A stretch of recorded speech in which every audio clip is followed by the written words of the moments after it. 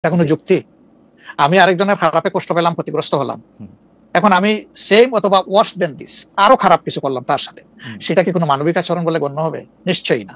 তবে দেখেন, আমরা এটাকে কখনো সমর্থন করি না, কিন্তু পরিবেশ, প্রেক্ষাপট, স্থান, কাল, পাত্র, মানুষ কোনো জিনিসকে যখন লাইক করে না তখন প্রকাশ্যে হয় তার প্রতিবাদ করে, না হয় মনে মনে ঘৃণা করে, অথবা সে শক্তি থাকলে প্রতিরোধ করে। এই তিনটা স্টেজ থাকে, এটা হাদিসের ভাষা অনুযায়ী। তো এই অবস্থায় আমরাও তো ভিজিবল সেরকম প্রটেস্ট অনেক ক্ষেত্রেই করতে পারি না, কিন্তু আমরা এগুলাকে মনের দিক থেকে সাপোর্ট তো করি না, আমরা বরঞ্চ মনে করি যে এগুলো আরেকটা অপরাধ।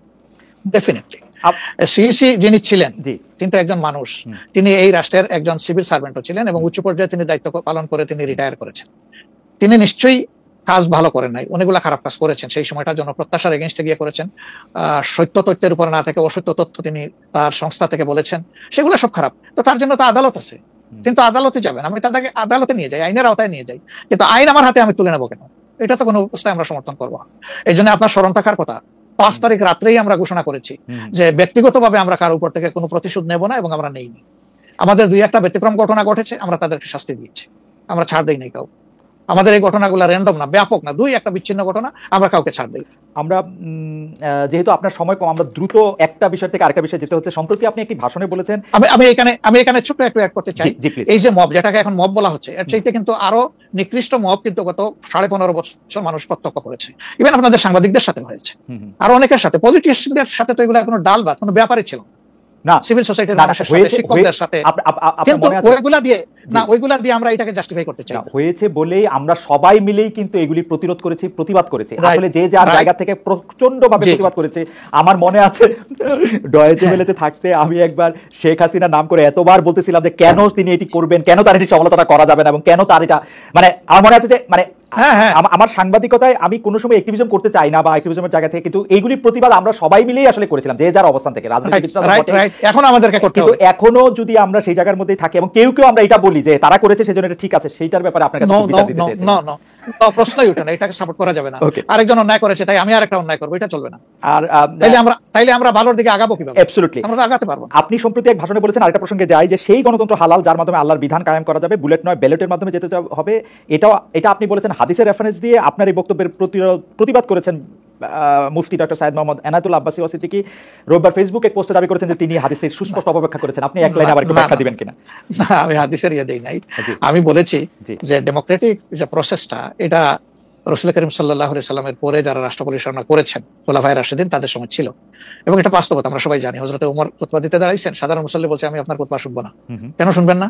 ওই যে আমরা কুশাগার থেকে কাপড় পাইলাম, আমার কাপড়ে লম্বা জামা হইলো না, আপনারটাই লম্বা জামা হইলো কেমনে? এই তো সেম কাপড় দেখতেছি। তখন তিনি তার ছেলে আব্দুল্লাহ ইবনে ওমরকে বলেছিলেন, বাবা তুমি এবার জবাব দাও। তিনি দাঁড়াইয়া বললেন যে দেখেন, বাবা তো রাষ্ট্রের দায়িত্বশীল, তার সাথে বিভিন্ন বিদেশি প্রতিনিধি দল আসে, রাষ্ট্রের সম্মানে আমি বাবাকে বলেছিলাম যে বাবা আমাদের পোশাক 2 টুকরা করে কাটার দরকার নাই, আপনি অনুমতি দিলে আমি কুশাগারকে রিকোয়েস্ট করতে চাই যে আমাদের 2 পিস না কেটে দিয়ে দেওয়ার জন্য, সেটা দিয়ে আপনি জামা বানাবো। তো আমার বাবা এবং আমার 2 পিস মিলে উনার 1 পিস হয়েছে, এবং তাই উনার জামা লম্বা। তো লোকটা বসে আল্লাহ শুকরিয়া আদায় করে বললেন যে খলিফাতুল মুসলিমিন, এবার আপনি আপনার খুতবা দেন, আমি শুনবো, মন ভরে শুনবো। তো এই দেখেন, এটাই তো বিউটি অফ ডেমোক্রেসি। ওই যে আপনি ফ্রিডম অফ এক্সপ্রেশন বললেন, এর চাইতে ভালো ফ্রিডম অফ এক্সপ্রেশন কোথায় পাবেন আপনি? আমি বলেছি যে না, গণতন্ত্র হচ্ছে এটা কোনো ইজম না, এটা আপনি নিজেও জানেন। গণতন্ত্র কোনো মতবাদ না, it's a way to establish your ism. আপনি যেটা চয়েস করেন, এটা ক্যাপিটালিজম হইতে পারে, সোশ্যালিজম হইতে পারে, কমিউনিজম হইতে পারে, এরকম যেটাই হোক সেটা আপনি করবেন, কিন্তু এটা একটা ওয়ে, এই বাহনের উপরে আপনি চড়ে যাবেন।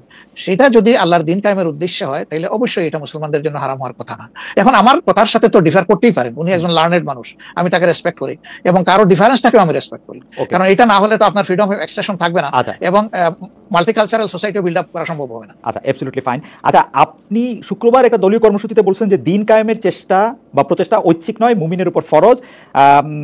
আরবার আপনাদের দীর্ঘদিনের একটা স্লোগান হচ্ছে এরকম, আল্লাহর আইন চাই। এখন একটি নতুন প্রচারণা, মানে অনেক দলকেই ক্ষমতায় দেখাতে, মানে জামাত ইসলামের একটা নতুন প্রচারণা এরকম যে অনেক দলকে ক্ষমতায় দেখা হয়েছে, জামাতকে একবার সুযোগ দেওয়া হোক, আপনারা যদি নির্বাচনে জিতে ক্ষমতায় যেতে পারেন তাহলে কি বর্তমান ব্যবস্থা পাল্টে কোরআন সুন্নাহ ভিত্তিক শাসন বা শরিয়া ব্যবস্থা চালু করবেন? আসলে দেখেন, কোরআন সুন্নাহ ভিত্তিক মানে অনুশাসন যেটা, এটার ব্যাপারে সমাজের পারসেপশনের ভিন্নতা আছে। আমাদের বাংলাদেশের যে সংবিধান আছে, এই সংবিধানের অনেকগুলা আর্টিকেল, অনেকগুলা ধারা উপধারা কোরআনের সেন্সের সাথে পুরোপুরি মিলে যায়, এটার সাথে কোনো ডিফারেন্স নাই। আবার কিছু কিছু ধারা আছে সেখানে কনফ্লিক্ট, কন্ট্রাডিকশন আছে। ওরকম পরিবেশ পরিস্থিতি যখন আসবে, জনগণের প্রত্যাশার আলোকে এটা মানে সবার সাথে ইন্টারেক্টিভ হয়ে সবাইকে সাথে নিয়েই ইনশাআল্লাহ ভালো জিনিসগুলোকে আমরা ইনপুট দেবো আল্লাহ থেকে। তবে এটাও মনে রাখার বিষয় যে কোরআনী শাসন হঠাৎ করে আল্লাহ তাআলা এস্টাবলিশের হুকুম দেন নাই। ইট ওয়াজ এ গ্র্যাজুয়াল প্রসেস। ফর এক্সাম্পল মাদক কিন্তু দুনিয়ার কেউ কিন্তু এটাকে অ্যাপ্রুভাল দেয় না, বাট এটার প্র্যাকটিস সব জায়গায় আছে, এটা বাস্তবতা। তো সেই মদ যখন হারাম ঘোষণা করা হয়, নিষিদ্ধ করা হয়, তখন কিন্তু 3 পর্যায়ে গিয়ে চূড়ান্তভাবে এটা নিষিদ্ধ করা হয়েছিল। তো এটা গ্র্যাজুয়াল একটা প্রসেস। আপনি একটা ক্রাইম থেকে দীর্ঘদিনের প্র্যাকটিস থেকে মানুষকে সরাবেন, আল্লাহ তাআলার সেই বিধানকে অনুসরণ করেই আমরা আগাবো ইনশাআল্লাহ। 5 আগস্টের পর থেকে বিএনপির পক্ষ থেকে যেহেতু জাতীয় নির্বাচনের দাবি জানানো হয়েছিল, এটা নিয়ে অনেক তাদেরকে রঙ্গব্যঙ্গ করা হয়েছে।